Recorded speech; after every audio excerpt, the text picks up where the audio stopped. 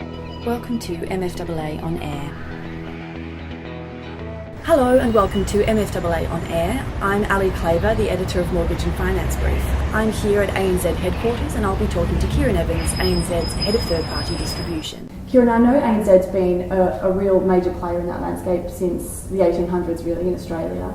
Tell me what you think the importance of brand is and what it means to brokers and what they're probably missing out of the bigger picture.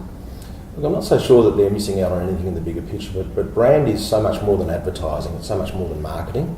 Brand really is, it's an all-encompassing philosophy of your business. So brand is around your business strategy, it's around your brand strategy, and then comes the marketing and the advertising. So brand is really what your business stands for.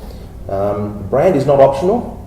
Everyone has a brand, whether you choose to have one or not have one, everybody has a brand in the marketplace. So probably the important thing that I would say with brand is making the decision to actually manage your brand and what does your brand stand for. That's the key element for me with branding.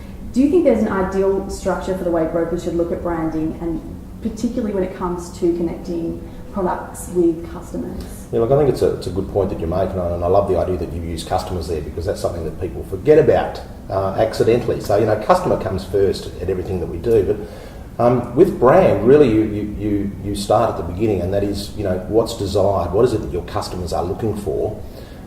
You then look at matching up, and we call it the 3Ds, the triangle of the 3Ds. So it's what's desired by your customers, it's what can you deliver, and it's important you understand what your business stands for.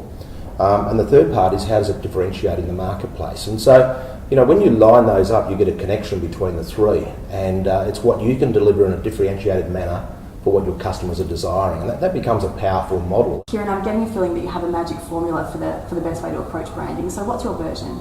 Look, I'm not sure there's ever any magic, but there's lots of different formulas, and what I will borrow on the terms of simple is Steve Jobs' comments that achieving a simple outcome is actually really complex. So, the trick with branding is not to have multiple outcomes. The trick is to have a simple, overarching strategy for your whole business. And the way you come about that is to have a look at who your customer is. What is your customer looking for, and what is your customer target market? And to match that up with what your business can deliver. What is it that your business provides that's different to other businesses?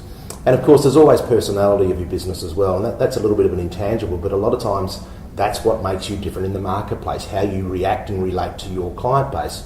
This has tangible benefits, though, in financial outcomes. If you can match those up appropriately, you can find as brokers, you're coming across higher deal size, you're coming across far more efficient processes because you're dealing with the same types of clientele all of the time.